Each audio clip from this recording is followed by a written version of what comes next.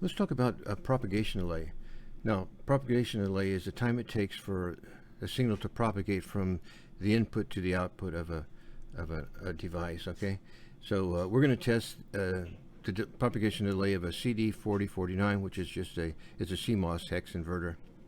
So, and the propagation delay depends on the supply voltage and the capacitive load, and if you're switching from high to low or from low to high.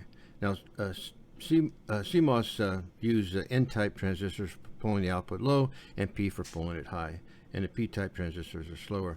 And if we take a look at the data sheet, it tells us our propagation delay.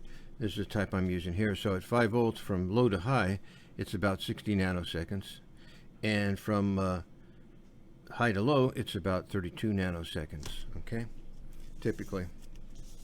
So now, the speed of electromagnetic waves in copper is about 95 to 98% the speed of light in a vacuum. That's it there. In a twisted pair, it's 60 to 70%. In coax, it could be 65 to 85%. Okay, but electrons have mass, and their mass is about 9 times 10 to the minus 31 kilograms. Very small. But the inertial mass is an object's resistance to acceleration under the influence of a net force. So when electric field is applied across the semiconductor, it causes electrons to accelerate, but due to their inertial mass, electrons cannot instantly reach their terminal drift velocity. So this initial acceleration introduces a small delay as electrons take time to accelerate.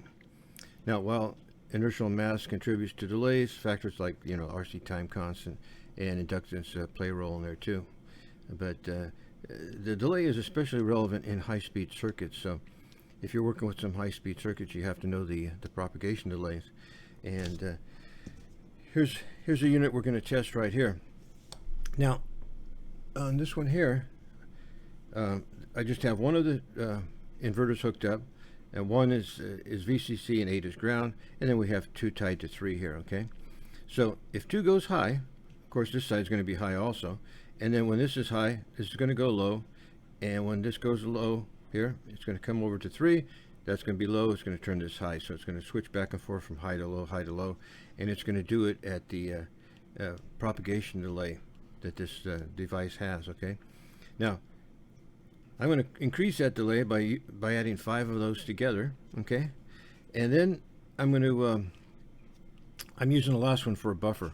Now, if I just try to put the scope right on here, it's just going to pull the voltage down to nothing, and I won't see anything. So I'm using just this as a buffer here for the scope.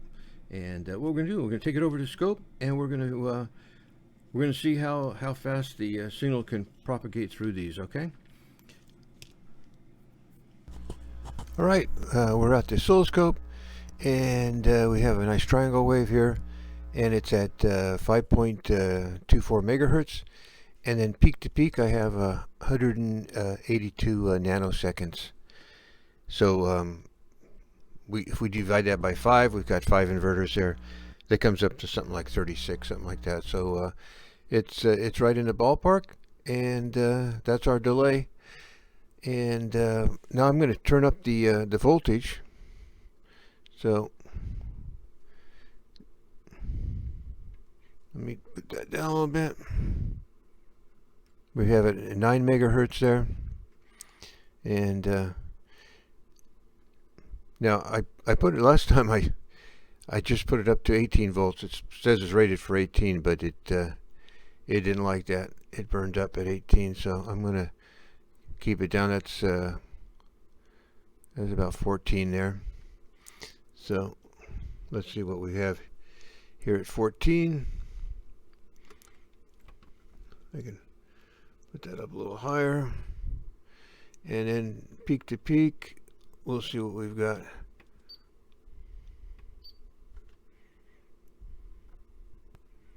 That one there, and this one's got up. Let's stick that there, and put that there, and now we have 84 nanoseconds. So you can adjust the time on the oscillator, with your voltage there. But anyway, that's all due to the propagation delay. in the chip. So that's it. Thank you.